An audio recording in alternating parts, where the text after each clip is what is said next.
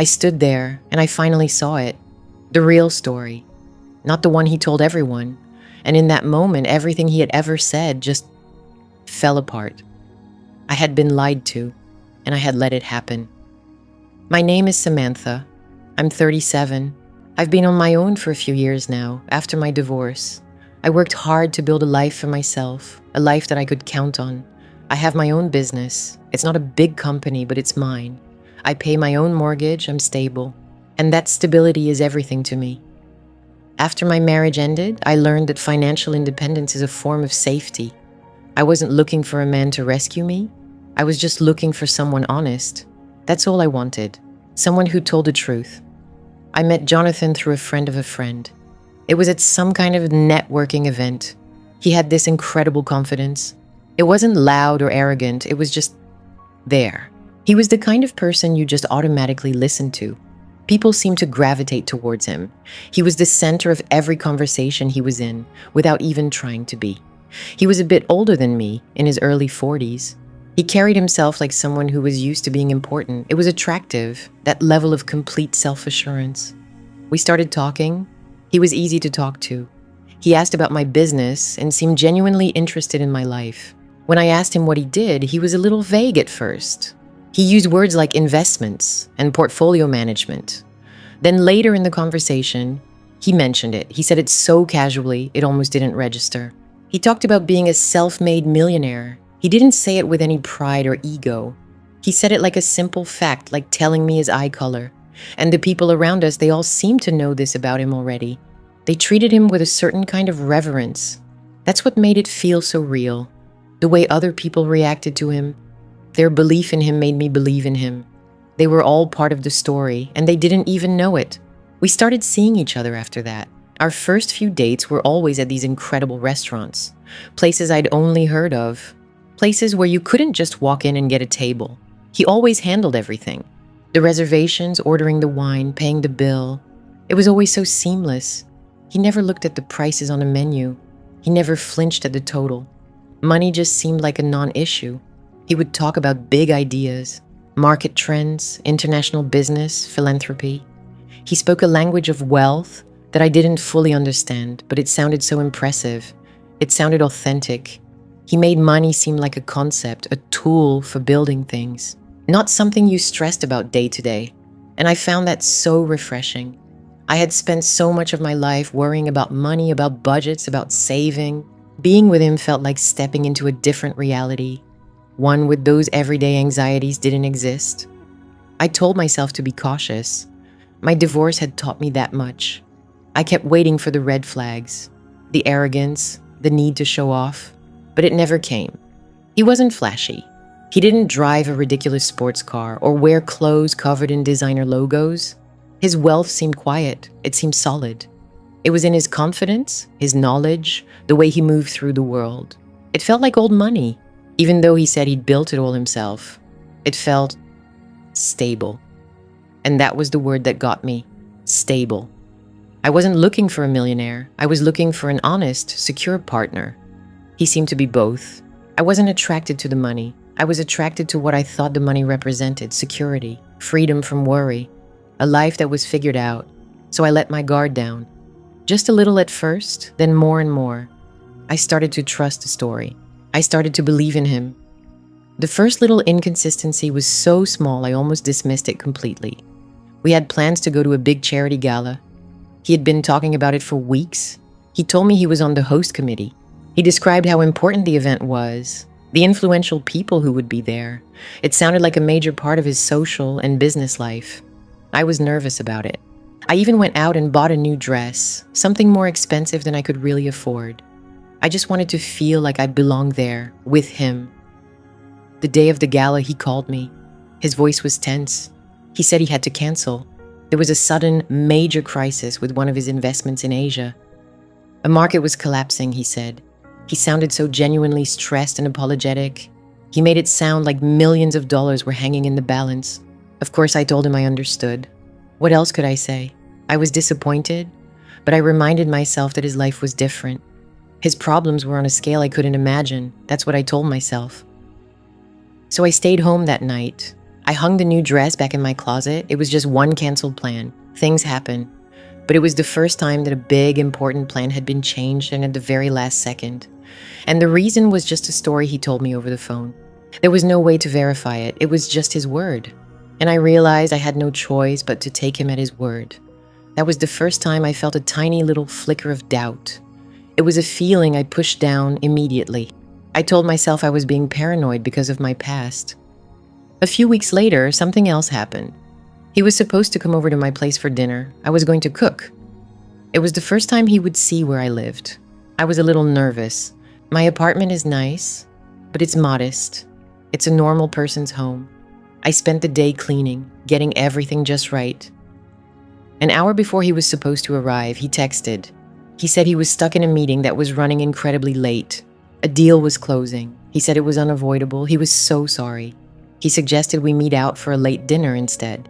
He named a restaurant downtown, near his office, so I left my own dinner, uncooked, on the counter. I got changed and drove downtown to meet him. When I got there, he was his usual charming self. He apologized again, told me a complicated story about the merger he was negotiating. It all sounded plausible, stressful, but plausible. We had a nice dinner. I forgot about being annoyed, but as I was driving home that night, I realized something. He still hadn't seen my apartment.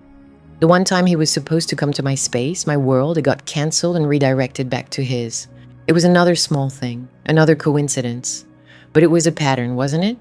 Anytime our plans involved something that would give me a real glimpse into his life or led him into mine, something always came up. Our lives were kept separate. We only ever met in neutral public spaces that he chose. I started paying more attention after that. I noticed that he never talked about his friends in any real detail. He mentioned people, names, but they were always in the context of business. He never suggested we get together with his friends or meet his family. When I asked about his family, he said they weren't close. He told me a sad story about a falling out over his ambition. He said they didn't understand his drive. It was a good story. It made me feel sorry for him. It also perfectly explained why I would never meet them. Everything had an explanation. Every question I had was met with a smooth, perfectly constructed answer.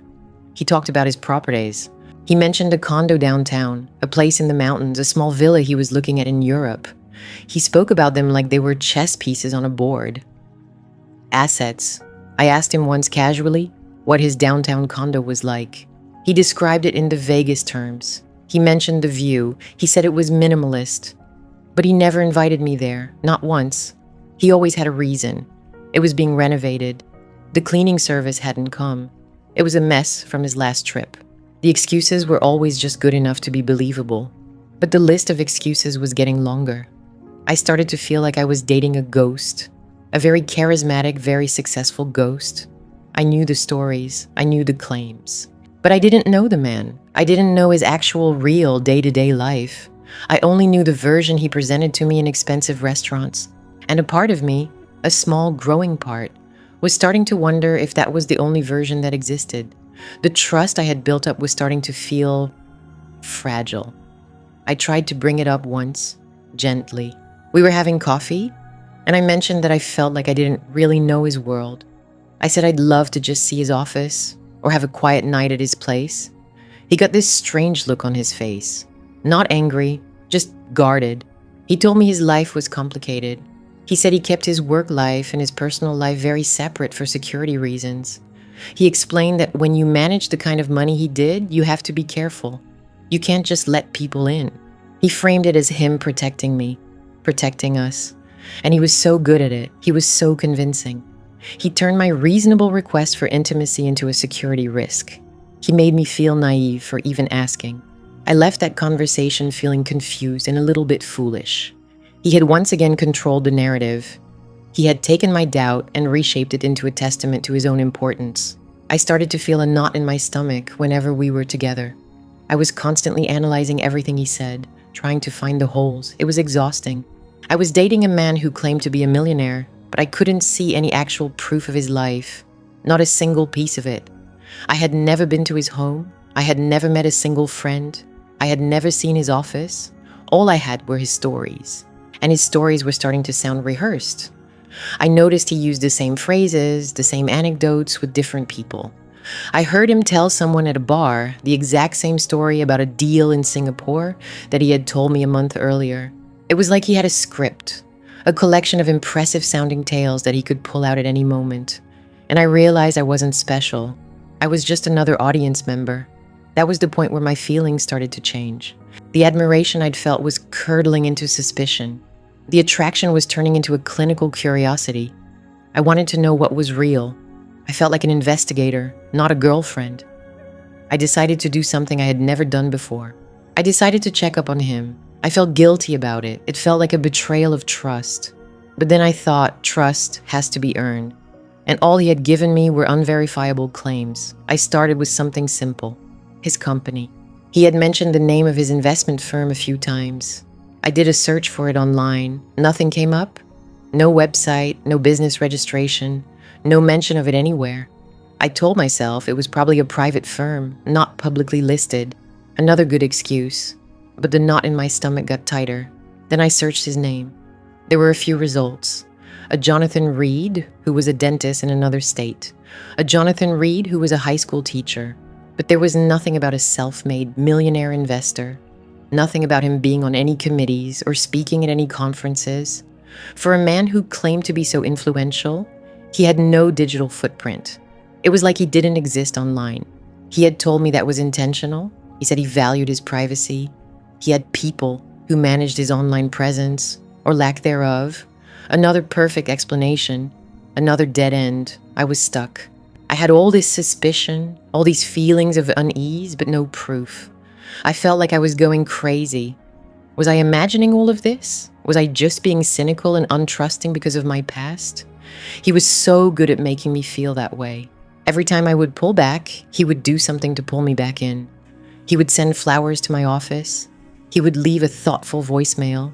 He would plan a spectacular date that made me forget my doubts for a little while. He was an expert at managing my emotions.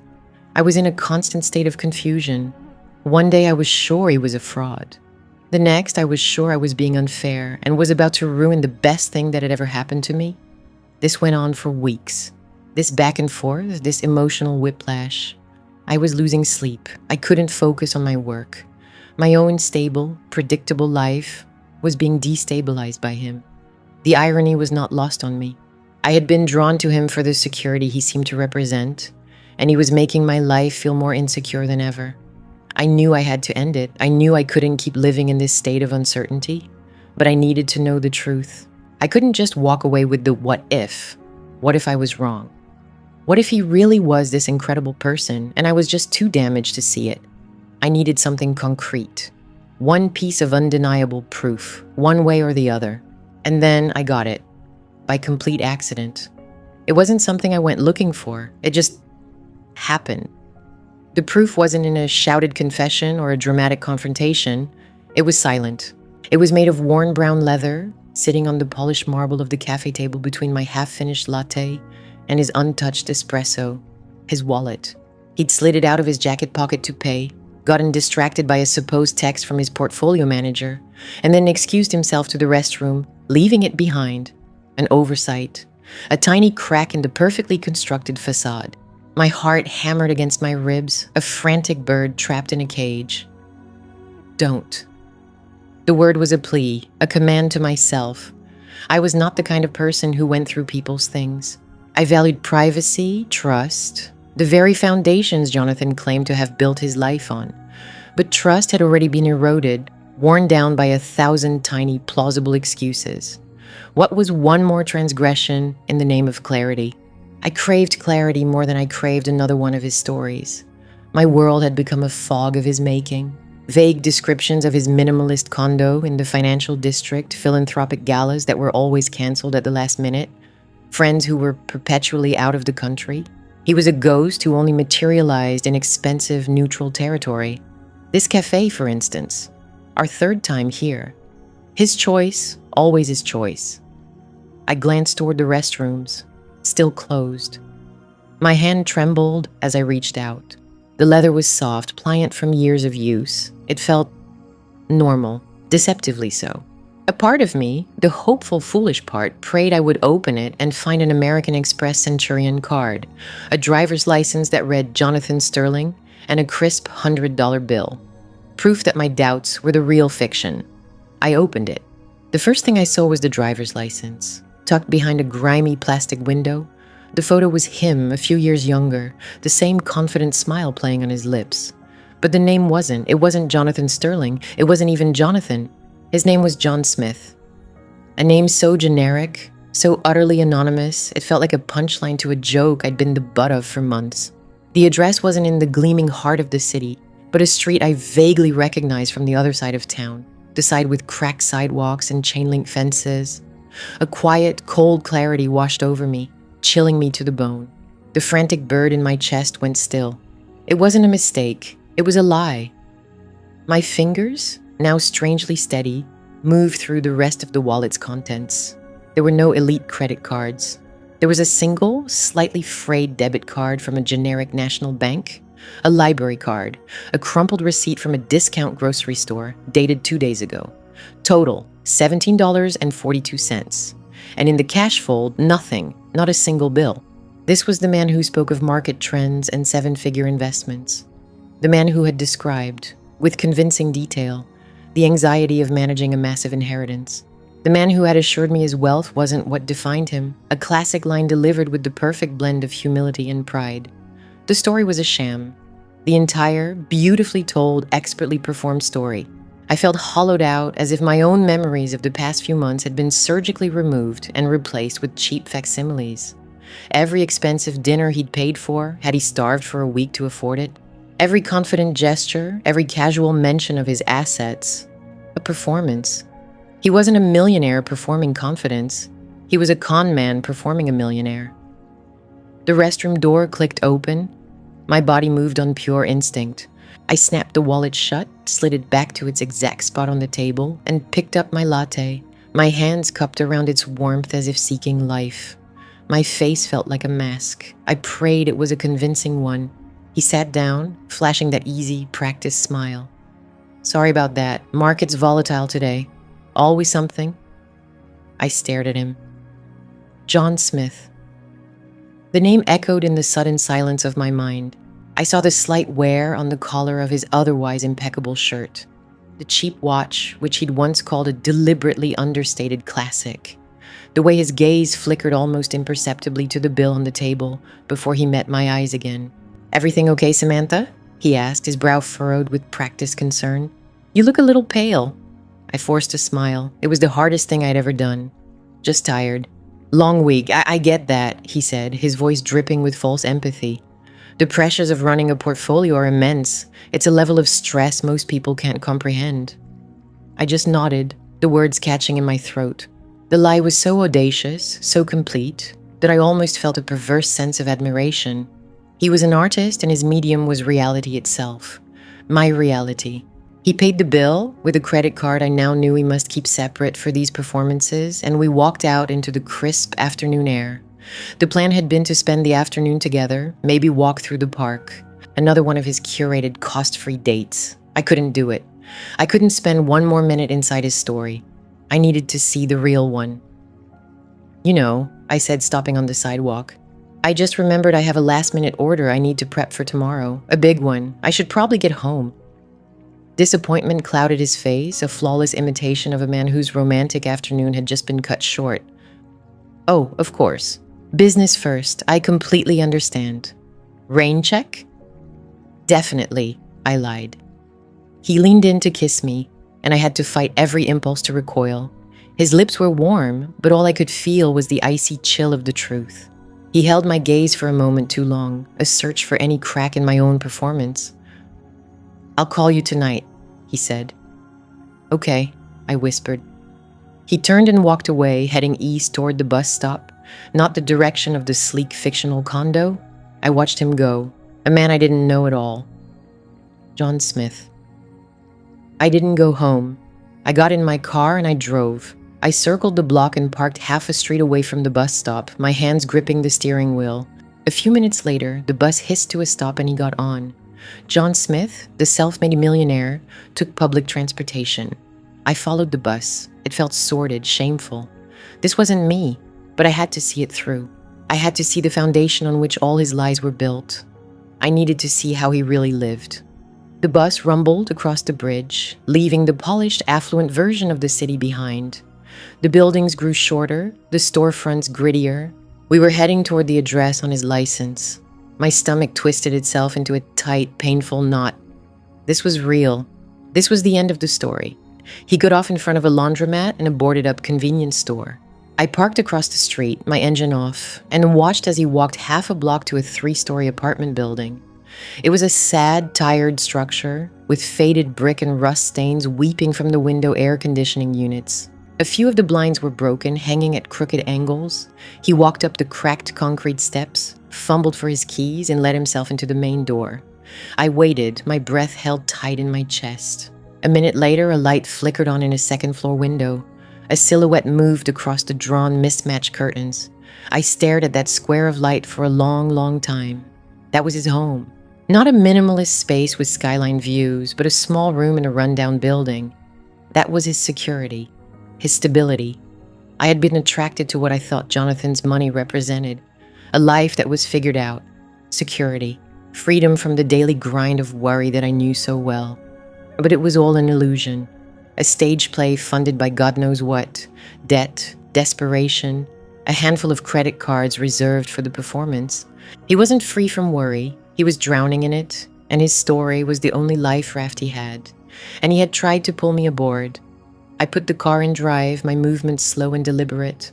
The quiet click of the gear shift sounded like a lock falling into place. There would be no more doubt, no more confusion. The fog had lifted, and the landscape it revealed was bleak and pathetic. The story was over, and the truth was a 1-bedroom apartment with a broken blind. The door closed. It wasn't slammed. It didn't have the dramatic finality of a theatrical exit. It was a cheap metal-clad door that scraped against its frame before settling shut with a dull, hollow thud. The sound echoed in the quiet street, a period at the end of a sentence I had been refusing to read. I stood there, parked across the street, my engine off. The world had gone silent. The hum of the city, the distant wail of a siren, the rustle of a plastic bag caught on a chain-link fence, it had all faded into a low, insignificant buzz. The only thing that felt real was the image of that door and the man who had just disappeared behind it. Jonathan. No, that wasn't his name. His name was John Smith. The name itself was a punchline, a placeholder. The kind of name you'd use for an anonymous body in a morgue or a fake persona in a spy movie. It was so generic, it was practically an admission of guilt. John Smith did not live in a sleek minimalist condo overlooking the city. John Smith lived here in a 3-story brick building with rust stains bleeding from the window-mounted air conditioning units and a dumpster overflowing with black garbage bags. John Smith did not have a portfolio to manage or philanthropic galas to attend. John Smith took the bus. A cold, quiet clarity washed over me, so sharp and absolute it felt like a physical shock. It wasn't the hot burn of anger or the gut-wrenching plunge of heartbreak. It was ice, a slow creeping freeze that started in my chest and spread through my limbs, leaving me still and brittle. Every lie, every excuse, every perfectly constructed story he had ever told me collapsed at once. They didn't crumble. They simply vanished like a hologram switched off, revealing the grimy, peeling wall behind it. The market collapse that kept him from the gala, the last-minute merger that prevented him from meeting my friends, the security protocols that made a visit to his home impossible. They weren't red flags I had ignored. They were intricate set pieces on a stage he had built just for me, and I had been a rapt audience. I had been lied to, and I had let it happen. The drive home was a journey through a different city. The gleaming towers downtown, where we'd had so many expensive dinners, no longer looked like monuments to success. They looked like props.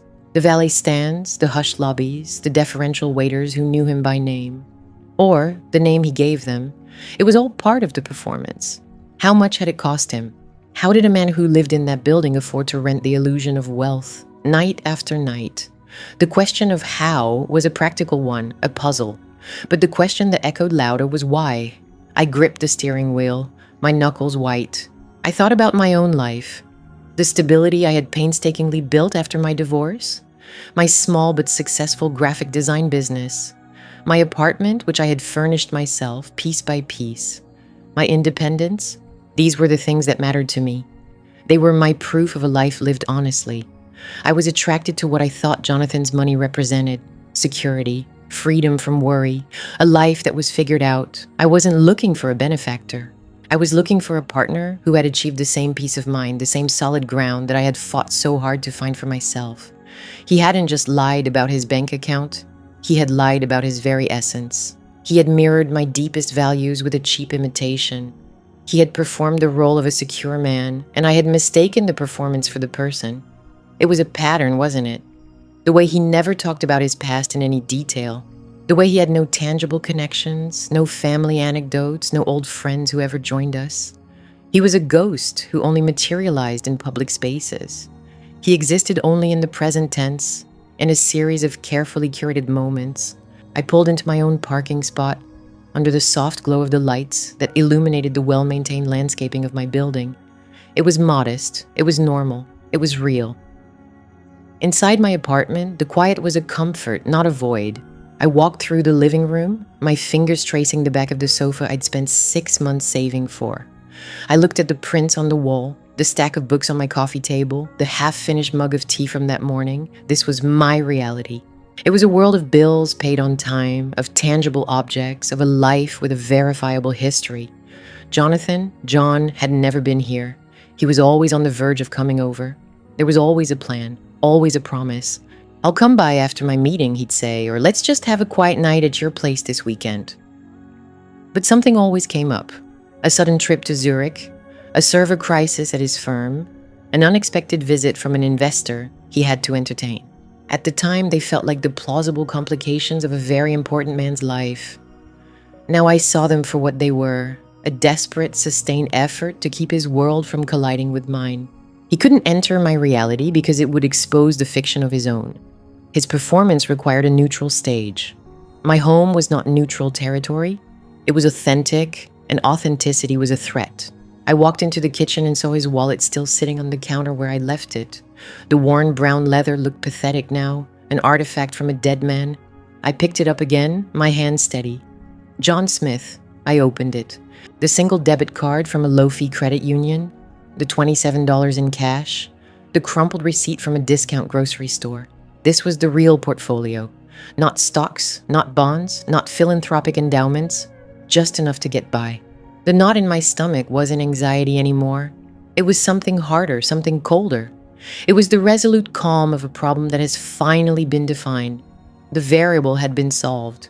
The mystery was over. All that was left was the equation. I sat down on my sofa, the wallet in my hand, and I thought. I thought about the man who charmed waiters and talked about market trends.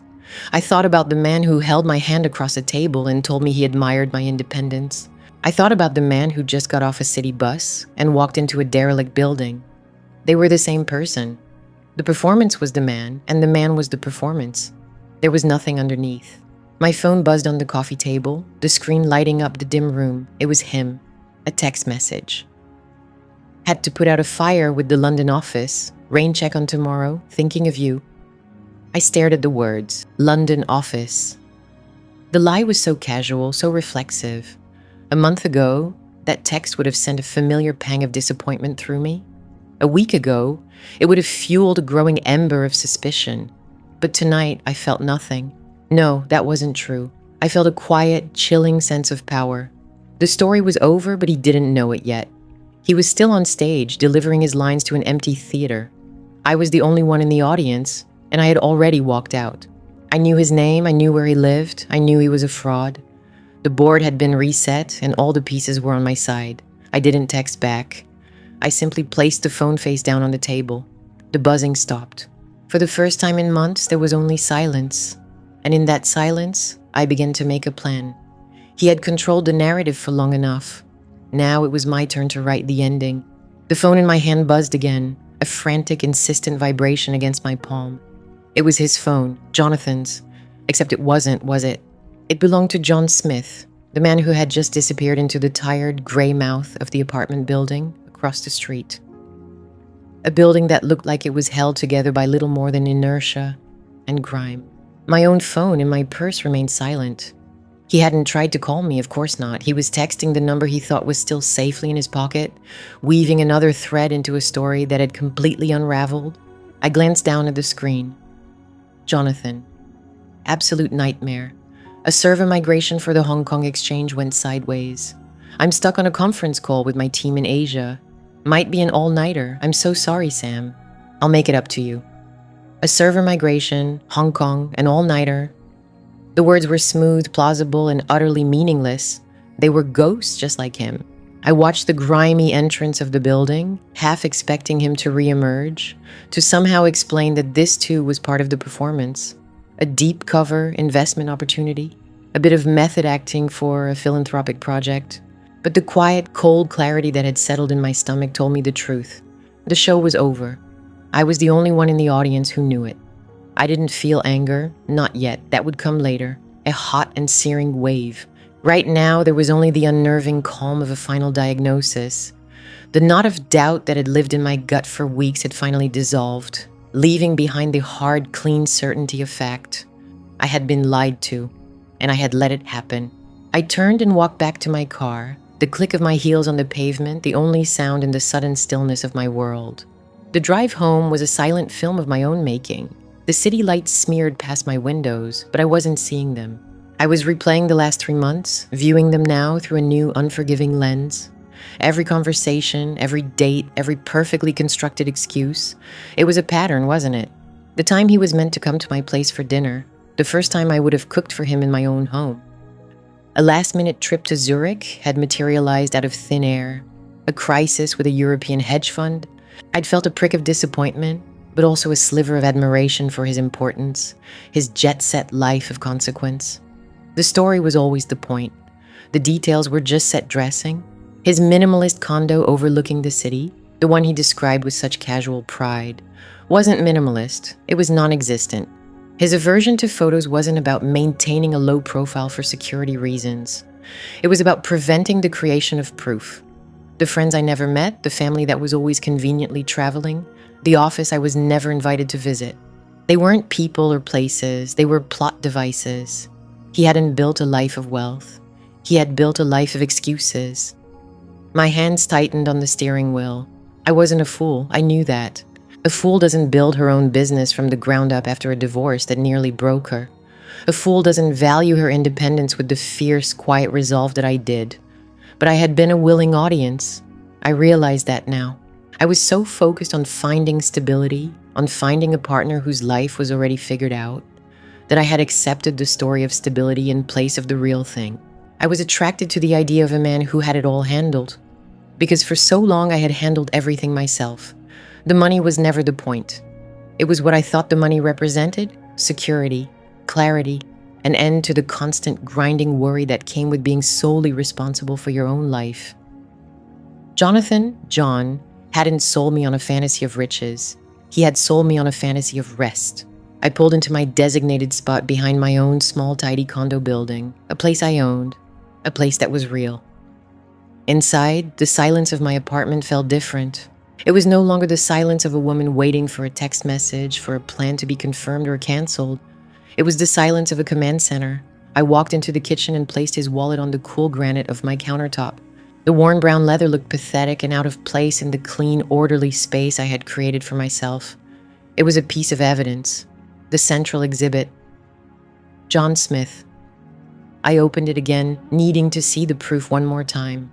The driver's license with its grainy, unsmiling photo, the address on Crestwood Avenue, the single debit card from a run-of-the-mill bank, the 3 $1 bills tucked into the cash fold. This was the reality. Everything else had been fiction. I thought about the cash he always seemed to have, the crisp $100 bills he'd used to pay for our extravagant dinners, waving away the change with the casual air of a man for whom money was an abstraction. Where did it come from? How did a man who lived in that building and carried $3 in his wallet fund a performance that cost thousands? The question hung in the air, heavy and unanswered. Was I the source? Had he been slowly siphoning money from me in ways I hadn't noticed? I did a quick, frantic mental inventory. I'd always paid for my own things. We split some checks. He paid for others. I hadn't invested in any of his ventures. He'd never asked me for a loan. Not yet, anyway. Was that the end game? Was this entire elaborate courtship just a long, slow setup for a final, devastating ask? The thought sent a chill through me that had nothing to do with the air conditioning. I walked through my small living room, my fingers tracing the spine of a book, the edge of a picture frame holding a photo of my sister and me. This was my life. It wasn't a story told over cocktails at a rooftop bar. It was a collection of tangible things I had worked for, a space I had earned. It was modest, and it was mine. For the first time in months, it felt like more than enough. It felt like everything. The power dynamic had shifted so completely it was almost dizzying. For 3 months, he had controlled the narrative. He set the time, the place, the terms of our reality. He held all the information, doling out pieces of his fictional life like favors. Now I had the truth, and he had no idea that I did. He was sitting in that rundown apartment on Crestwood Avenue, believing he had once again executed a perfect escape. He thought I was at home, disappointed but understanding, buying his story about a server migration in Hong Kong. He thought he was still Jonathan, the phantom millionaire. He had no idea he was just John Smith, a man whose wallet, whose entire identity, was sitting on my kitchen counter. I would not confront him in a storm of rage. I would not give him the satisfaction of a scene, another drama in which he could star. An outburst would give him an opening to twist the narrative, to paint me as hysterical, to gaslight me into doubting what I had seen with my own eyes. Number. He was a storyteller. I would let him tell one more. I picked up my phone, my fingers steady. I pulled up our message history, a long scroll of his eloquent apologies and my patient replies. I was done being patient. I thought about what to write. It had to be simple, believable. Something that would fit the character he thought I was, the supportive, understanding girlfriend. My thumb hovered over the keyboard. I would write the ending, yes, but first I had to set the final scene. I typed. Me, of course, no problem at all. Work comes first. Let me know when you're free. I still have your wallet, by the way. We'll have to meet up so I can give it back. I hit send. It was bait. Clean, simple, and irresistible. He couldn't be Jonathan the millionaire without his wallet. He would have to meet me. He would have to walk onto my stage, into my reality, to retrieve the props for his. And when he did, I would be waiting. Not as his audience, but as his director. The text was sent, the blue bubble sat on my screen, a small definitive declaration. I have your wallet. Meet me at Canto at 8. I had chosen the restaurant deliberately. Canto was his place. One of the first he'd taken me to, a sleek Italian bistro with low lighting and high prices, where the maître d' greeted him by name. It was one of the cornerstones of the grand performance of Jonathan, the successful investor. It felt right to end the story on the same stage where it began. My thumb hovered over the screen, my heart hammering a frantic, unsteady rhythm against my ribs. I was no longer the woman who had followed him to that desolate apartment building an hour ago, hollowed out by the shock of betrayal. The drive home had been a silent crucible. The initial searing heat of humiliation had cooled into something hard and dense. It was a quiet, cold clarity. He had built a world of stories. Now I would write the ending. The phone buzzed in my hand, the screen lighting up with his name, Jonathan. It felt like a prop name from a play. Of course. See you then. You're a lifesaver. No questions, no suspicion. Just the easy, casual confidence of a man who believed he was still in complete control of the narrative. He thought I was doing him a favor. He had no idea I was serving him a summons. I spent the next hour preparing, not like a woman going on a date, but like a lawyer preparing for a deposition. My actions were methodical, detached. I showered, the hot water doing little to warm the ice that had settled in my veins. I chose my outfit with clinical precision. A simple black dress, severe and elegant. No jewelry, nothing that felt like an accessory to his lie. This was my uniform, the armor for the person I needed to be tonight. I looked at my reflection in the mirror. The woman staring back was familiar, but her eyes held a new kind of focus. The soft hope that had lived there for the past few months was gone. In its place was a steely resolve. I wasn't a victim. I was an investigator who had reached the end of a very personal case. I thought about the structure of his lies. They weren't flashy or ostentatious. They were built on a foundation of plausibility. A last-minute portfolio crisis was always more believable than a sudden trip to Paris. His genius was in the subtlety of his performance. He didn't perform wealth. He performed the confidence of wealth. It was quiet, assured, and utterly convincing. He had understood that I wasn't looking for money. I was looking for stability, for someone whose life was figured out. He had simply mirrored my own deepest desires back at me. And his primary tool? The excuse. The perfectly constructed, just-in-time reason that kept his worlds from colliding, that kept me from his home, from his friends, from his reality. The excuse was his shield, his moat, his fortress wall. Tonight, there would be no more excuses. There would only be the truth, sitting on a table between us. I picked up the wallet from my kitchen counter. It felt heavier now, weighted with the truth it contained. The worn leather, the flimsy ID card with the name John Smith, the empty slots where credit cards should have been. This was the only real thing he had ever given me. I slipped it into my clutch. It was the only piece of evidence I needed. Driving to Kanto felt like moving through a dream. The city lights blurred past my windows, colors bleeding into one another. Every street corner held a memory, now tainted. The coffee shop where he'd explained market trends with such authority. The park where we'd walked while he spoke of his vague philanthropic ambitions. It had all been a set, and I had been a willing audience member. I had let it happen. That was the part that stung the most. I, who valued independence and prized my own perception, had ignored the tiny flickers of doubt. I had explained away the inconsistencies. I had wanted his story to be true because it felt like a safe harbor, a life of stability, of security. It was a pattern, wasn't it? My ex-husband's unreliability had made me crave its opposite, and John Smith had shown up dressed as the perfect antidote. I parked a block away and walked, the cool night air sharp against my skin. I arrived 10 minutes early, another deliberate choice. I wanted to be seated, settled, and in command of the space when he arrived. A table for two, reservation under Jonathan, I said to the host, the name tasting like ash in my mouth. Of course, Miss Vance. He'll be thrilled you're here. The host smiled, oblivious. He led me to our usual booth in the back, a secluded corner that offered privacy. Before, I had thought it was romantic. Now I saw it for what it was, a strategic position, insulated from observation. I sat down on the leather banquette and looked around. The restaurant was exactly as I remembered, but my perception of it had fundamentally shifted. The dim, flattering light now seemed designed to obscure. The hushed, expensive atmosphere felt like a soundstage. The waiters, moving with quiet efficiency, were just extras in his production. It was all a mirage, and I was the only one who could see the desert underneath. I ordered a glass of water. I needed a clear head. At precisely 8:02, he walked in. He looked exactly the same. The well-fitting blazer, the confident stride, the easy smile that had once made my stomach flutter. He scanned the room, and his eyes lit up when he saw me. A perfect performance of a man happy to see the woman he was dating. He had no idea he was walking into an ambush. He slid into the booth opposite me, leaning in to kiss my cheek. I didn't flinch. I remained perfectly still. "There you are," he said, his voice a warm, familiar melody.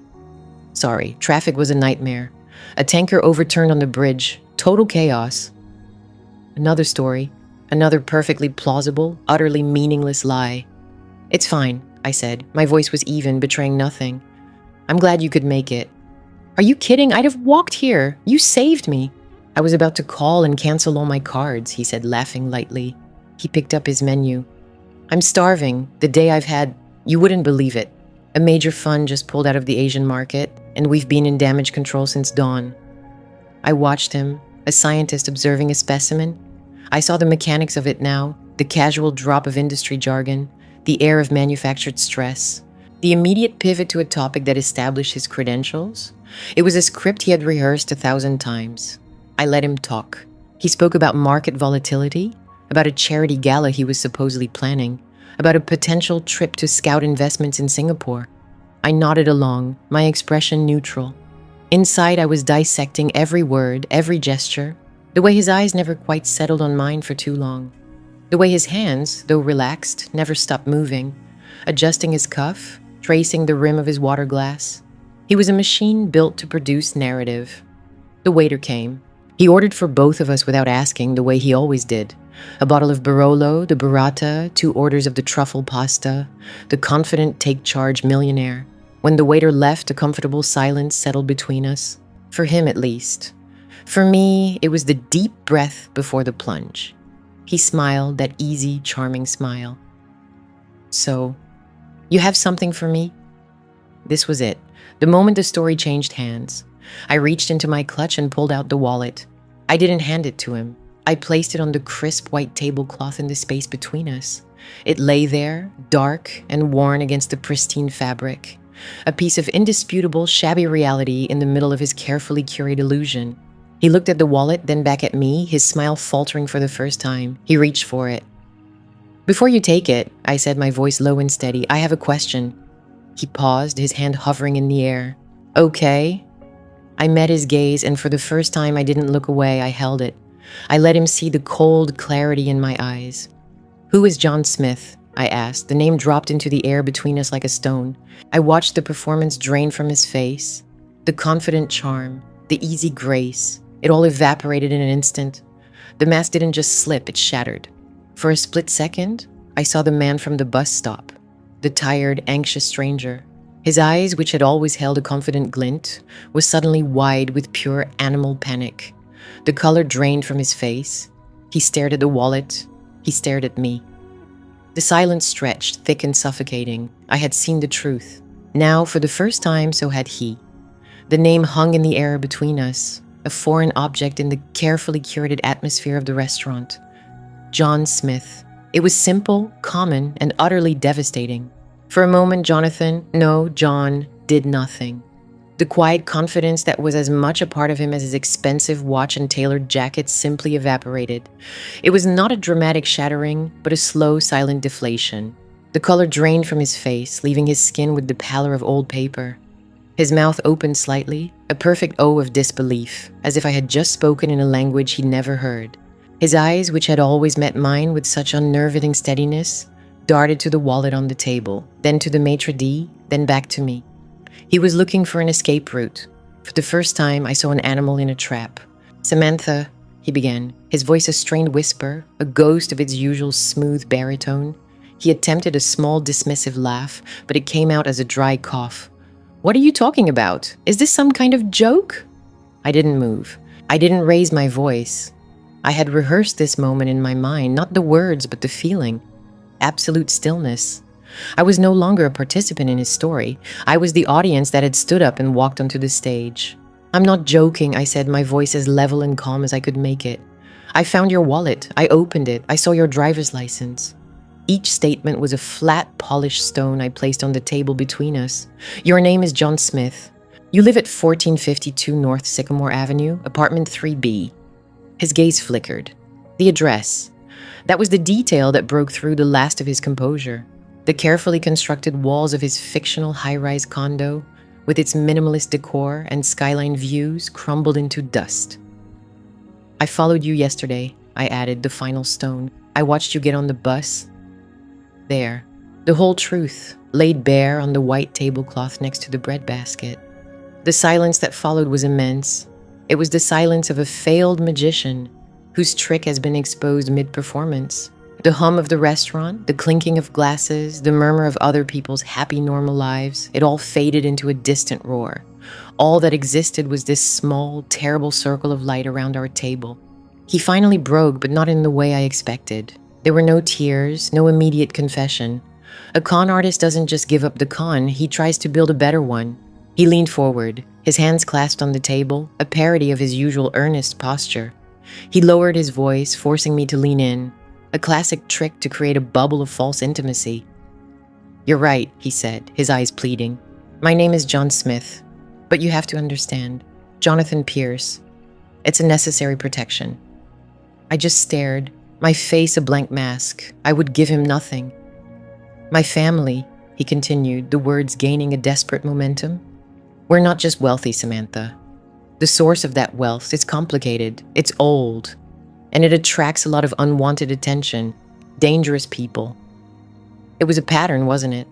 Another story, more vague, unsubstantiated claims. He saw the doubt in my eyes and pressed on, his voice becoming more urgent. "The apartment, the bus, it's a cover. It has to be perfect. It's for my security, for my family's security. No one can know who I really am or where my assets are truly held. Do you have any idea what it's like to live that way, to never be able to trust anyone? He was trying to make himself the victim. He was trying to turn his deception into a burden he carried, a cross he bore for the sin of being too rich, too important. He was attempting to make me feel sorry for him. A month ago, it might have worked. I might have seen the glamour in the supposed danger, the romance in the hidden life. But I had stood outside apartment 3B. I had smelled the damp, lingering odor of boiled cabbage in the hallway. I had seen the cracked linoleum and the buzzing fluorescent light. That was not a story. That was reality. And it was a reality of poverty, not of protection. So the portfolio management, the philanthropy, the trips to Geneva, I said, my voice devoid of emotion. That's all real. You just commute to your multi-million-dollar life from a rundown apartment on the bus?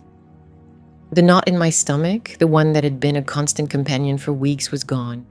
In its place was a quiet, cold clarity. I wasn't hurt anymore. I was just interested. I was an anthropologist studying a newly discovered species, marveling at its elaborate, pointless rituals. He saw that the sympathy play had failed. A flicker of anger crossed his face, so quick I almost missed it. The anger of a master whose tools had suddenly stopped working. He shifted tactics again, this time to a kind of very condescending honesty. Okay, he sighed, running a hand through his hair. Okay, it's not that simple. Then make it simple for me, John, I said. The use of his real name was a small, sharp jab, and I saw him flinch. I'm a business owner. I understand balance sheets. I understand profit and loss. Explain your business model to me. He stared at me, his mind racing. I could almost see the gears turning, searching for a story that would fit the new, uncomfortable set of facts I had introduced. I connect people, he finally said. I'm a consultant, a facilitator. I move in circles where people have immense capital, and I introduce them to opportunities. The dinners, the events, that's my work. It's networking. And they pay you for this? I asked. Of course, he said a little too quickly. Generous retainers, commissions. And there it was, the final piece of the puzzle sliding into place, the funding mechanism. It wasn't his money. It was never his money. So when you took me to dinner here, I said, gesturing around the opulent room, whose retainer paid for it? He didn't answer. The woman you were meeting at the Carlisle last month? The one you told me was a potential investor for your new green energy fund? Was that her money buying our lunch today? Do you use one person's investment to finance the courtship of the next? His face went slack. The performance was over. The curtain had fallen, the lights were up, and he was just a man in a costume standing on an empty stage. He didn't have a portfolio. He was the portfolio, a collection of other people's assets, hopes, and trust, all of which he leveraged to maintain the illusion. The constant business emergencies, the last-minute cancellations. He wasn't managing investments, he was juggling lies. He was running a Ponzi scheme of intimacy. I finally understood. He didn't want my money, he wanted my belief. My belief was the asset he needed to secure the next round of funding from someone else. I was a line on his resume, a testament to his value.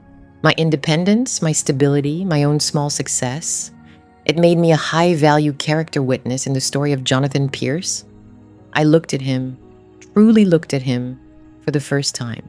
Not as the impressive, self-assured millionaire, but as John Smith from apartment 3B.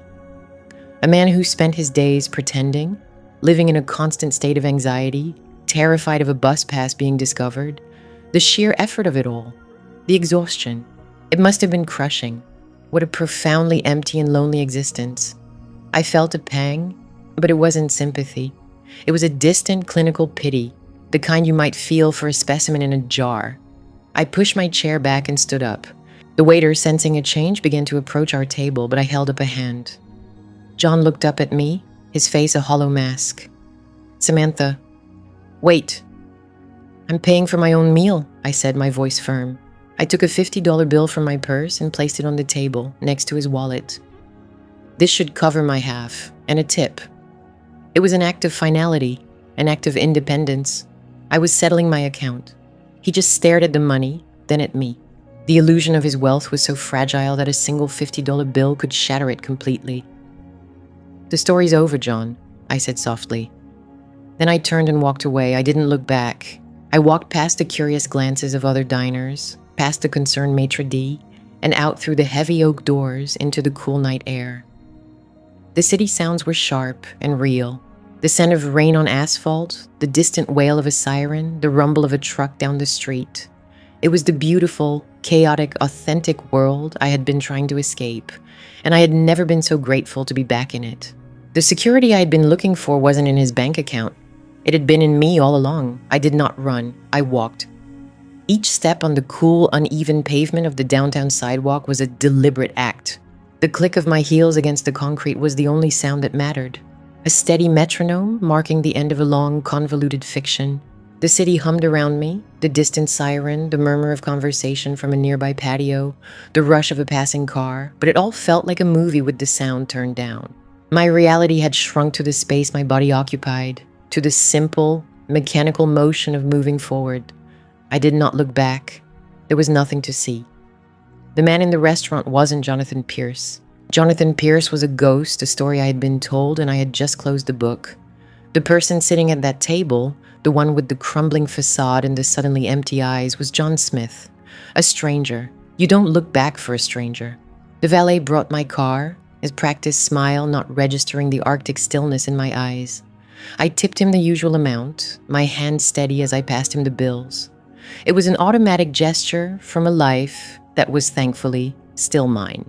A life of budgets and routines and tangible, earned realities.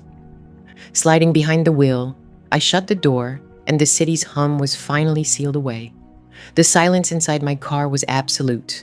It was mine. I rested my hands on the steering wheel, my knuckles white. I wasn't shaking, I wasn't crying. I felt a profound and unnerving quiet, a state of such pure, cold clarity that it was almost painful. It wasn't heartbreak. Heartbreak is for a shared loss, for the death of something that was once alive. This wasn't a loss, it was an extraction, a tumor removed. The diagnosis had been terrifying, the surgery precise and clinical, and now I was in recovery. The lingering ache wasn't grief, it was the wound where a lie had been. The drive home was a procession of streetlights flashing across my face, each one illuminating another piece of the puzzle I had refused to see. The whole pathetic architecture of his con was suddenly brutally visible. The Ponzi scheme of intimacy. The phrase I had thrown at him in the restaurant echoed in my mind, no longer a sudden insight, but a proven theorem. How did he afford the dinners? He probably didn't. He used a credit card, letting the balance swell, making the minimum payment with money he'd charmed from someone else. Or maybe one woman's investment in a can't-miss opportunity paid for the next woman's 5-star courtship. He wasn't funding a lifestyle. He was servicing the debt of his own performance. The expensive watch, was it a fake? A good one, but a fake nonetheless. The designer coat bought on credit and returned the next day? Or was it a relic from a previous, more successful con? Every object, every gesture was now suspect. Every memory was contaminated. I thought of the other people in his orbit, the ones he mentioned in passing. Helena, the gallery owner in Soho. Marcus, his partner on the West Coast. Were they real? Were they victims? Or were they just names part of the script he recited? He had built a world of ghosts to legitimize the one he was playing. I was so caught up in the why would someone do this, that I had neglected the how. And the how was so mundane, so grubby. It was a frantic, exhausting hustle.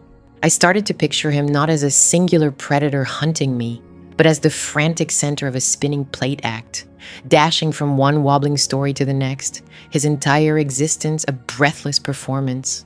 The urgent phone calls he'd take during our dates, the ones where he'd step away and speak in low, serious tones about market fluctuations and portfolio risk.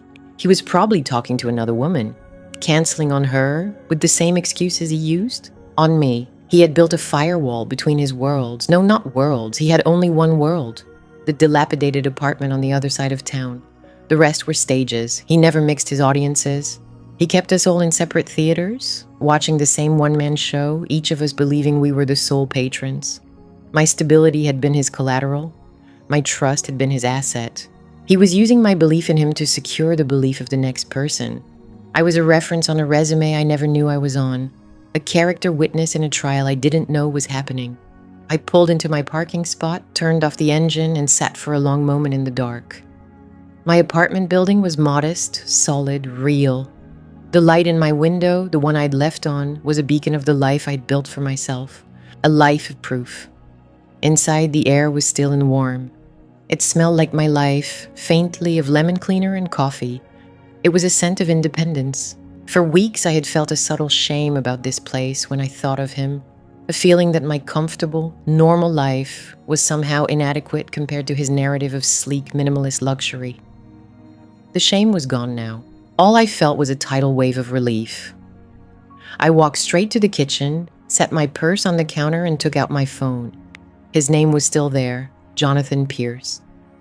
The letters looked absurd, like a cheap forgery. I thought about all the texts, the charming good mornings, the apologies for canceled plans, laden with jargon about leveraged buyouts and shareholder meetings, the carefully worded compliments that made me feel seen, but were likely copied and pasted from one chat window to another. My thumb hovered over his contact. I didn't feel anger. I didn't feel rage. I felt a quiet, determined need for hygiene. This was a contamination, an infestation. I was cleaning house. I pressed block contact. Then I went to my messaging apps, my call history, my email. Block, delete, erase. It was a digital exorcism. There was nothing of him in my apartment. He had never been here. That had been the biggest red flag of all, the one I'd painted over with coats of his plausible excuses. My home was my sanctuary, and his refusal to enter it wasn't about his privacy or security. It was about his inability to bring his fiction into my reality. The two could not coexist.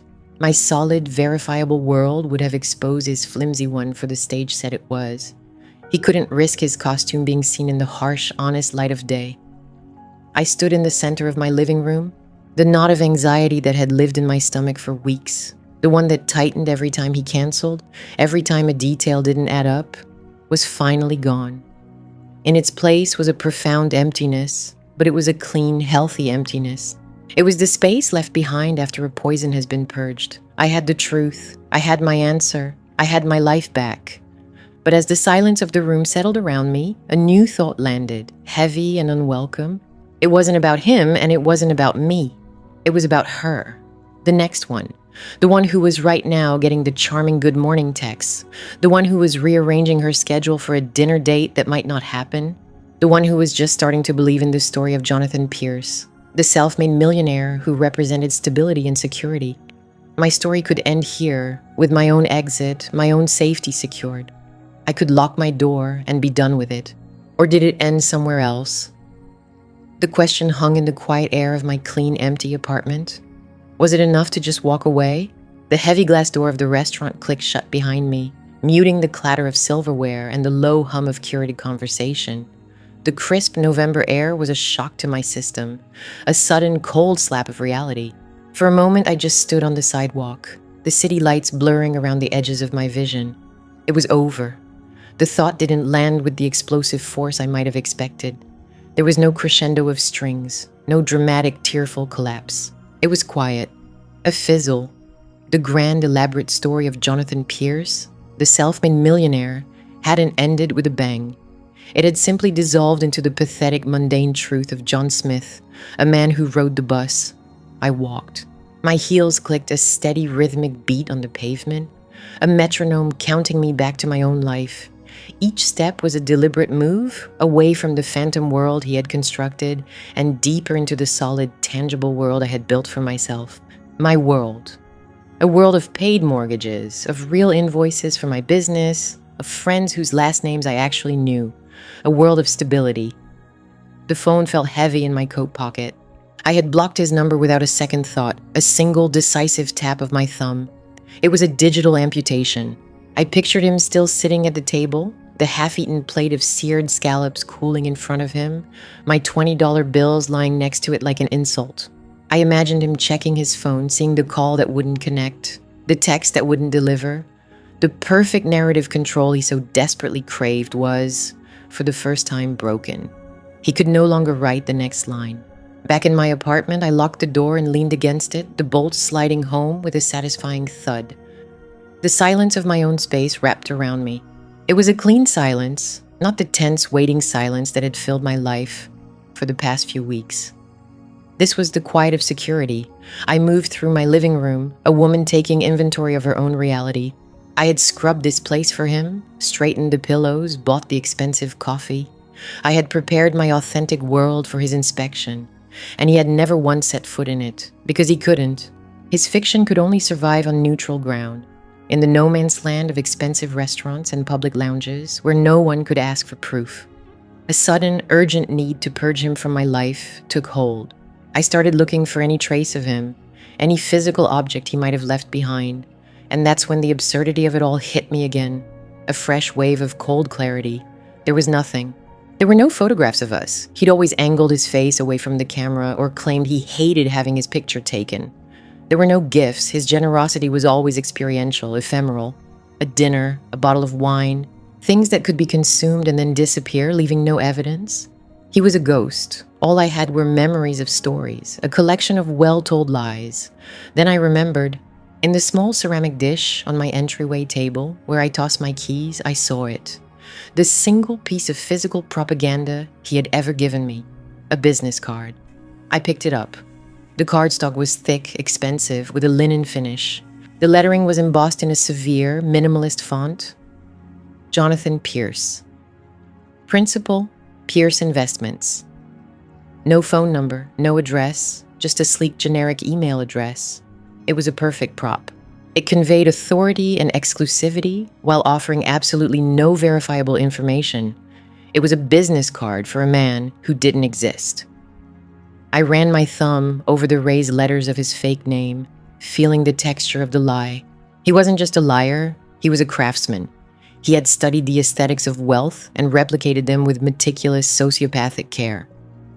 I held the card over the metal trash can in my kitchen. I thought about lighting it on fire, watching the lie turn to ash, but that felt too dramatic, too much a part of the performance he would have appreciated. Instead, I tore it in half. Then I tore the halves into quarters and the quarters into eighths until all I held was a small pile of meaningless confetti. I let the pieces flutter from my fingers into the bin. For a few days, a profound sense of relief was all I felt. I had excised the tumor. I had found the source of the rot and cut it out. I worked late. I had dinner with my real friends. I slept soundly for the first time in a month.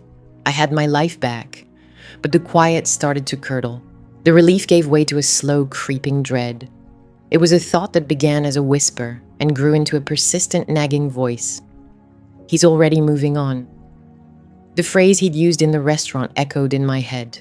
A Ponzi scheme of intimacy. The very nature of his con demanded a constant pipeline.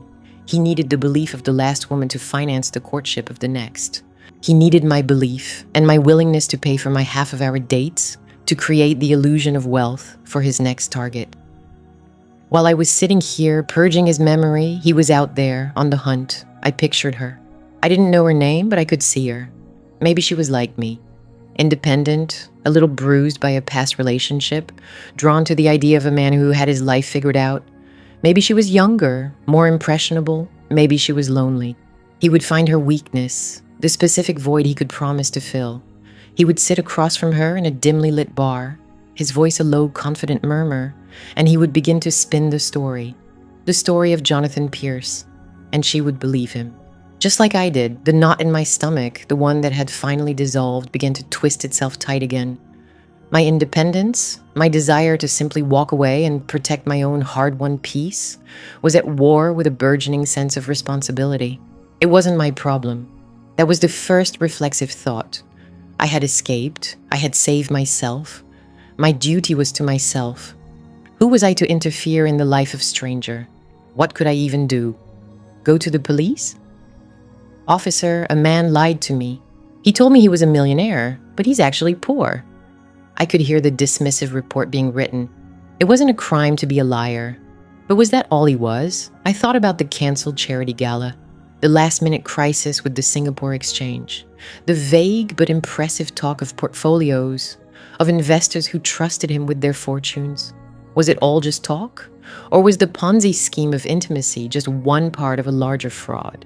Was he just taking women for expensive dinners, or was he taking them for their life savings? If I did nothing, another woman would fall into his trap. She might lose more than a few months of her life and a little bit of her dignity. She might lose everything. And I, the one person who knew the truth, would be sitting in my secure apartment, complicit in my silence. The choice was clear. It was the same choice I'd made when I followed him to that bus stop. I couldn't live with the doubt. I couldn't build my future on a foundation of willful ignorance. My need for clarity, for the solid ground of truth, was more powerful than my desire for peace. I was no longer just a victim of his story. I was the only person who knew how it ended, and that gave me a different kind of power. My mind, which had been spinning in circles of relief and anxiety, suddenly sharpened. The analytical part of me that had pieced together the inconsistencies of his narrative now had a new target. It wasn't about revenge. I had no desire to see John Smith again. This wasn't about him at all. It was about the system he had created. It was about proof. I sat down at my laptop. The search bar blinked, waiting. I had almost no evidence, just a story. My word against his. But I had a thread, a small specific detail he had dropped in his flood of fabrications. He had named the charity he was supposedly helping. He'd mentioned it with a casual air of philanthropic duty. The Gala for the Children's Literacy Fund is a nightmare to organize, he had sighed one night, but it's for a good cause. I typed the name into the search bar, the Children's Literacy Fund. It was a real organization, a legitimate, well-regarded local charity. Their annual fundraising gala was scheduled in 3 weeks. A cold, quiet resolve settled over me. My story with John Smith was over, but the story of what he did and what he was about to do to someone else was not. And I was going to be the one to write the ending. The walk home from the restaurant was a study in phantom limbs. I kept feeling for the weight of the lie, the pressure of his performance, but it was gone. All that remained was a cold, clean anger that was quickly crystallizing into something harder: resolve.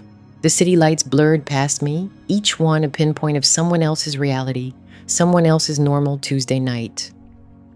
My own reality had been fractured, and I was now tasked with piecing it back together, not as it was, but as it truly is. I had left him sitting there, a king dethroned in a kingdom of leather banquettes and overpriced wine. For a moment, a flicker of pity had threatened to ignite. The image of John Smith taking a bus back to a crumbling apartment after a night of playing pretend was profoundly sad. But pity was a luxury I couldn't afford. Pity was the entry point for his stories, the crack in the wall where the rot gets in. The story was dead, and I had killed it. Back in my apartment, my real, tangible, paid for with my own hard work apartment, the silence was deafening. This space had always been my sanctuary, a testament to my own stability. Now it felt like the only solid ground in a world that had turned to quicksand. I made tea, the simple ritual, a comfort. I didn't want comfort, though. I wanted clarity. I sat at my dining table and opened my laptop. The screen's glow cast long shadows in the quiet room. My search history was a map of my own delusion. Jonathan Pierce, boutique investment strategies, philanthropic trends. It was embarrassing. I deleted it all, a digital cleansing.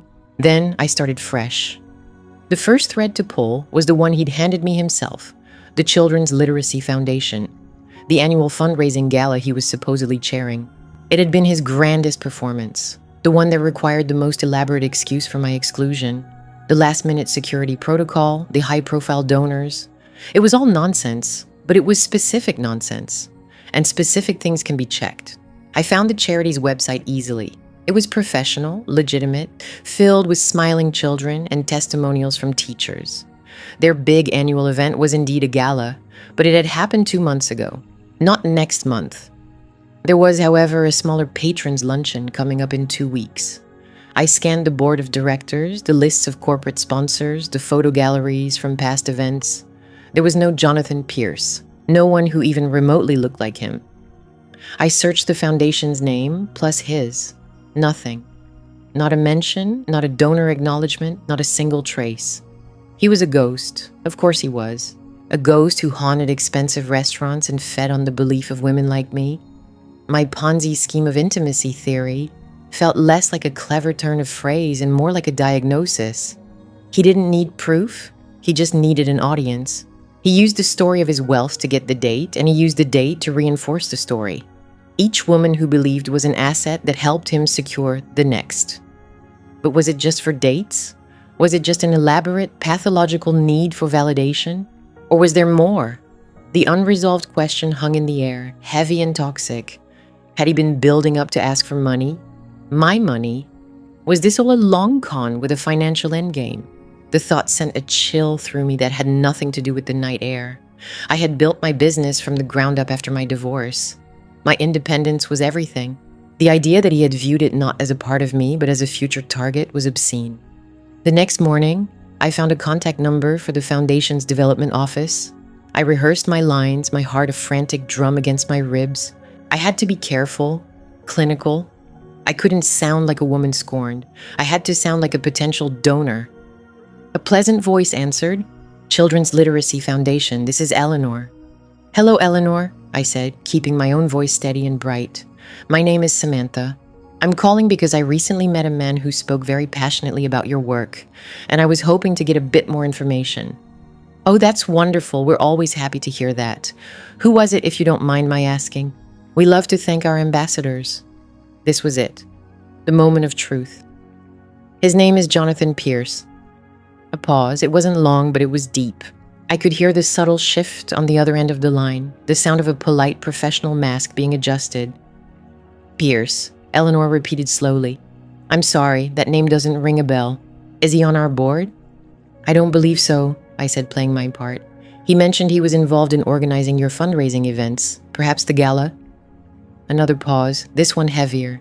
Ma'am, she said, her tone shifting from cheerful to cautious, we don't have anyone by that name affiliated with our foundation in any official capacity.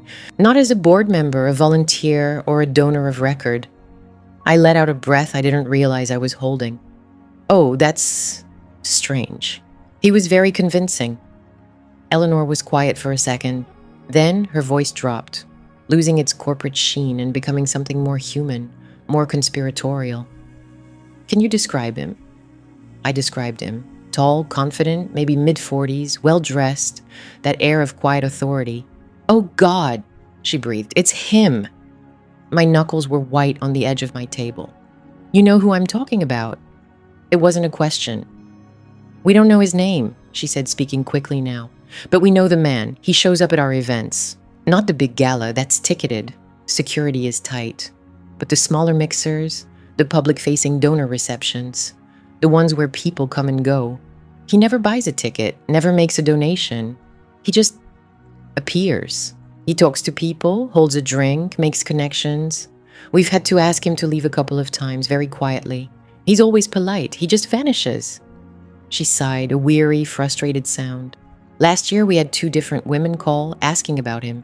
He'd told one he was our lead corporate sponsor, and the other that he was considering a 7-figure legacy gift. He uses us. He uses our name to give himself legitimacy. So it was true. It was a pattern. I wasn't the first. I probably wouldn't be the last. The scope of it, the sheer audacity, left me breathless. He wasn't just lying to me. He was a parasite on the good work of others, using their credibility as a costume. Did he ask them for money? I asked, my voice barely a whisper. One of them, yes, Eleanor confirmed, her voice grim. He told her about a co-investment opportunity tied to his supposed donation to us. A bridge loan, he called it. She was smart. She called us first. The other woman, I don't know. She just sounded confused, like you. Like me. Confused. A member of a club I never asked to join. Thank you, Eleanor, I said, the words feeling inadequate. You have no idea how much this helps. Be careful, she said, and the simple kindness in her voice almost broke me.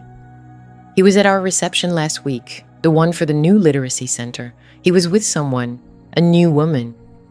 After I hung up, I sat in silence for a long time. The anger was still there, but it was now overlaid with a sickening dread. A new woman. He was already grooming his next target. While he was telling me stories about portfolios and philanthropy, he was laying the groundwork for his next performance. The Ponzi scheme of intimacy wasn't just a metaphor, it was his literal business model. He was leveraging my belief to build credibility with the next victim, just as he'd likely used the woman before me to help convince me. He was at a reception last week, with a new woman, and the patron's luncheon was in 2 weeks. He would be there. He wouldn't be able to resist. It was a stage perfectly set for him, a crowd of wealthy, influential people, a charitable cause to lend him moral authority, and a new audience member to impress. He would drift through the room, a phantom of influence, whispering stories of his success, and she would be there, watching him, believing in the stability he represented. A cold, hard certainty settled over me. I couldn't go to the police. What would I say? That a man lied to me? That he bought me expensive dinners and pretended to be rich? It wasn't a crime, not yet. But Eleanor's story proved it was going to be. He was escalating. He was moving toward a financial ask. I couldn't stop him by reporting a crime that hadn't happened, but I could stop the story. I looked at the date for the patrons' luncheon. I went back to the foundation's website and clicked the link to buy a ticket. It was expensive, meant for actual donors. I entered my credit card information without hesitation. It was an investment in clarity, an investment in the truth. He had spent months making me a part of his audience, a silent believer in the back row. He never counted on me stepping onto the stage. He never counted on me learning the script. I had been his audience. Now I would be his critic, and I was going to make sure the new woman in the front row heard my review. The confirmation email arrived with a sterile, automated chime. Your purchase is complete. 1 ticket to the Children's Literacy Foundation annual luncheon. It sat in my inbox, a single line of black text on a white screen, but it felt like a weapon I had just forged. The hurt that had hollowed me out for days, the shame that had clung to me like a damp coat. It was all still there, but it had undergone a chemical change. It had solidified. It had become fuel. I had spent my life building walls to ensure my own security. I had a business, a home, a quiet, stable existence that was entirely my own. John Smith, with his phantom portfolio and borrowed narrative, hadn't breached those walls with a battering ram. He had simply found an unlocked gate. My desire for a partner who valued the same things I did. He hadn't stolen my money. He had stolen my belief that such a partner could exist, and he was now using that stolen asset to defraud someone else. It was a pattern, wasn't it? The thought landed with quiet, cold clarity. He used one woman's belief as the collateral to secure the next. The expensive dinners, the confident talk of market trends, it was all a stage performance, and I had been an unwitting cast member, my rapt attention lending credibility to his act for anyone who might have been watching. Now some other woman was in the audience, and he was using the ghost of my trust and the trust of others before me to sell her a story. I would not let it happen. The 5 days leading up to the luncheon were the longest of my life. Time seemed to stretch and warp. The hours at my office, usually a welcome distraction, became a study in forced concentration. I'd be in the middle of reviewing a client's branding proposal, and my mind would suddenly flash to an image of John's face, the easy, confident smile he'd worn when he talked about his supposed philanthropy. The word charity now tasted like acid in my mouth. I became an amateur detective in the quiet hours of the night. My laptop was my only partner, the glow of the screen illuminating my face as I fell down one rabbit hole after another. I searched for John Smith, a name so common it was a digital smokescreen. I added terms like fraud, con artists, investments, hoping for a hit. There were thousands of them, a sea of anonymous grifters and petty criminals. None of them felt like him. Jonathan Pierce, on the other hand, was a ghost. He had no digital footprint beyond a sparse, professional networking profile that listed portfolio management and venture capital as his skills. No photos, no connections, no history. It was a blank page, perfectly constructed to invite projection. He was whoever you needed him to be. The lack of proof was the proof. A true millionaire, even a private one, leaves ripples. A mention in a university alumni magazine, a digital donation record, a photograph from one of the countless galas. Jonathan Pierce had no ripples. He was a stone that never broke the water's surface because he was never actually thrown. I told myself I was gathering intelligence, preparing for a confrontation, but I knew on some level that I was also looking for an excuse not to go. I was hoping to find an article, a police report, something official that would let me simply forward a link and wash my hands of the whole affair. Something that would let me retreat back into the safety of my own life. But there was nothing. No one was going to solve this for me. The responsibility was mine. My initial plan, born of anger, was to stand up in the middle of the luncheon and expose him. To shout his real name, his real address, to shatter his performance with the ugly, undeniable truth. But as the days passed, a chilling pragmatism took over. John was a master of narrative. If I caused a scene, who would they believe? A hysterical woman making a public accusation, or the charming, well-regarded benefactor who could calmly express his concern for my apparent distress? He would turn my truth into a story about a bitter, unstable ex-girlfriend. He would make me the villain. He would walk away with his new victim, her sympathy for him now cemented by my outburst. I couldn't win by playing his game. I had to write my own script. My objective shifted. It was no longer about public exposure. It was about a targeted intervention. Goal number 1, identify the woman. I ran through the possibilities. She would be like me. Professional, independent, perhaps a little lonely. Someone who projected an aura of stability that John could mirror back to her. She would be listening to him with that same look I once had, a mixture of fascination and hope. I would know her when I saw her. Goal number 2, deliver the message. A public confrontation was too risky. I needed to get to her alone. In the restroom, at the coat check, by the silent auction tables. I needed a moment of privacy, a small window to pass her the truth before he could slam it shut. I sat at my dining room table, the same table he had promised to sit at for a home-cooked meal, and prepared my evidence. I took a screenshot of the Zaba search results showing John L. Smith at the address in that rundown part of town. I printed it on a small slip of paper. Below it, I wrote down his lies in a simple factual list. Claimed name, Jonathan Pierce. Claimed residence, luxury condo, downtown. Claimed profession, independent investor. Below that, I wrote the truth. His name is John Smith. The address on this paper is his real one. He is not a millionaire. He is a con artist. I know because I was his last story. Please, be careful. You deserve the truth. I didn't sign my name. It wasn't about me. I folded the paper into a neat small square. It was a tiny, devastating bomb. The night before the luncheon, I laid out my clothes. I chose a charcoal gray sheath dress. Professional, serious, forgettable. I was not attending as a guest. I was an operative on a mission. My purse was small, holding only my phone, my keys, a credit card, and a folded piece of paper. My own little Ponzi scheme of intimacy, I had called it. This note was my attempt to bankrupt his. Sleep did not come easily. I lay in the dark, my mind a frantic slideshow of the worst-case scenarios. What if he saw me first? What if he had security? What if the woman refused to believe me? The doubt was a physical presence in the room, a weight on my chest. Who was I to appoint myself the guardian of a stranger's reality? Then I remembered the feeling of the bus pulling away from the curb, leaving me on that desolate street corner with the full, sickening weight of the truth. The profound loneliness of that moment. The realization that my entire relationship had been a fiction. I wasn't doing this for revenge. Revenge was a hot, messy emotion, and all I felt was a cold, determined resolve. I was doing this because no one else should have to stand on that street corner alone. I turned on my side, the knot in my stomach finally loosening into a strange kind of peace. The story he had written for me was over. Tomorrow, I would help someone else write their ending. The morning of the luncheon, a knot formed in my stomach, hard and cold as a river stone. It was a familiar sensation, the physical manifestation of a dread I had tried to outrun for years. But this time was different. This time, I wasn't running from the feeling. I was walking toward its source. I chose my outfit with the care of a soldier preparing for a delicate undercover mission.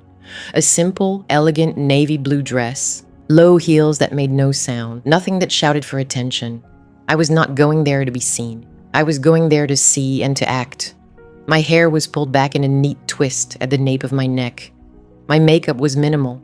I wanted to look forgettable, a face in the crowd. In my small clutch purse, next to my driver's license and a single credit card, was the note. I had rewritten it a dozen times the night before, agonizing over every word, stripping it of all emotion until only the cold, hard facts remain. His name is not Jonathan Pierce, it is John Smith. He does not live in a luxury condo. He lives at 1412 North Ash Street, apartment 3B.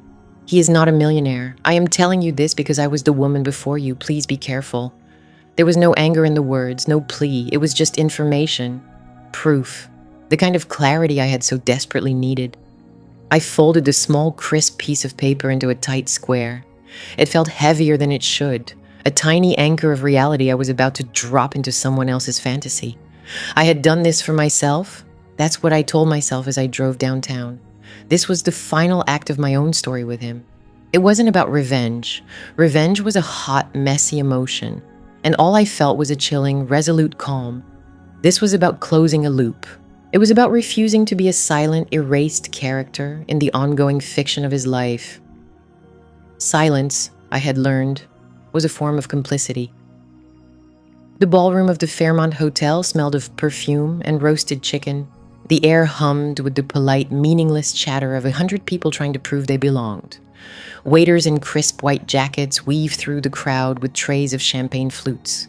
It was a perfect replica of the stages where Jonathan had performed for me, and for a moment the sheer familiarity of it made my breath catch in my throat. I took a glass of water from a passing tray, the cold surface grounding me. I found a small two-person table near a pillar at the edge of the room, a place where I could see without being easily seen. From here, the room looked like a stage set. The gilded chairs, the towering floral centerpieces, the soft, forgiving light. It was all designed to support the illusion of effortless wealth and importance. I scanned the tables. My heart wasn't pounding. It was beating with a slow, heavy deliberation, each thump a reminder of my purpose. I saw clusters of people I recognized from other events: minor city officials, philanthropic wives, ambitious young executives. They were the background actors in John's production. And then I saw him. He was seated at a prime table near the front, his back straight, his profile sharp against the light from the dais. He was wearing a dark gray suit that I knew with a certainty that made me sick had been paid for with someone else's hope. He looked exactly as I remembered, confident, calm, a portrait of understated success.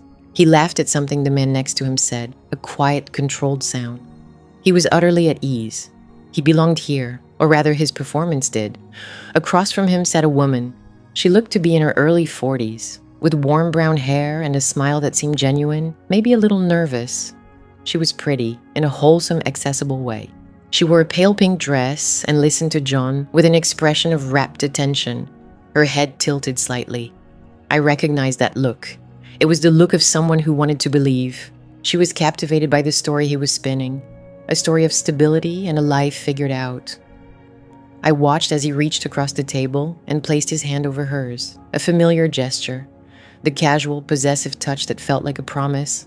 She smiled, a small, private smile, and I felt the river stone in my stomach twist. I was watching a ghost. I was watching myself from 3 months ago. The program began. A woman from the charity's board of directors took the stage and spoke about their literacy initiatives. I didn't hear a word she said. My focus was entirely on their table. I watched him lean in and whisper something in the woman's ear. I watched her laugh and blush. I watched the easy way he signaled a waiter for more wine, the seamless command he had over his environment. It was a pattern, wasn't it? A script he had perfected. He found women who had built their own security, women who weren't looking for a handout, but for a partner who was their equal. He mirrored our own stability back at us, offering a narrative so compelling that we paid for the privilege of being a part of it.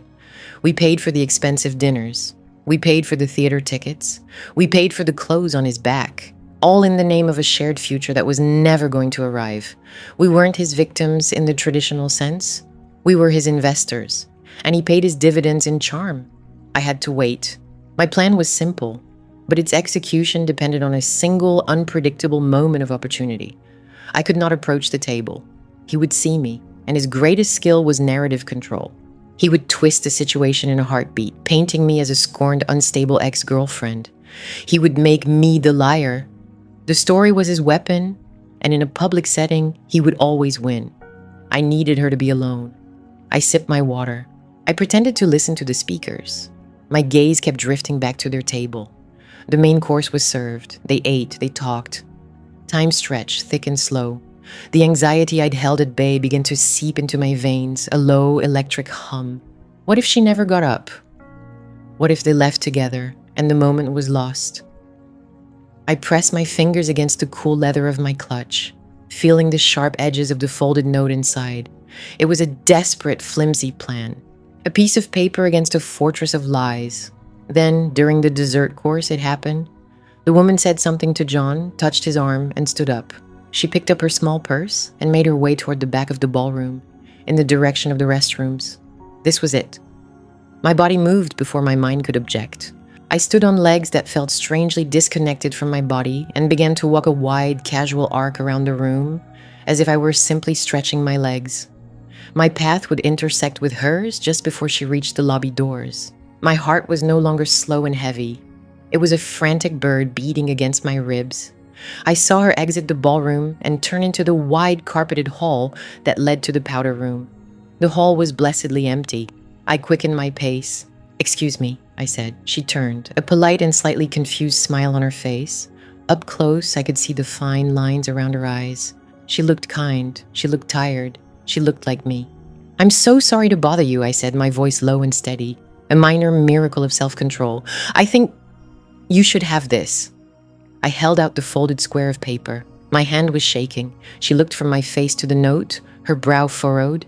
She didn't reach for it immediately. A flicker of doubt, of suspicion, crossed her features. She was probably wondering if I was a fundraiser, a server, a lunatic. "Who are you?" she asked, her voice cautious. It was the right question. It was the question I should have asked months ago. "My name is Samantha," I said softly. He told me his name was Jonathan. That was all it took. The mention of his name from my lips shifted the context.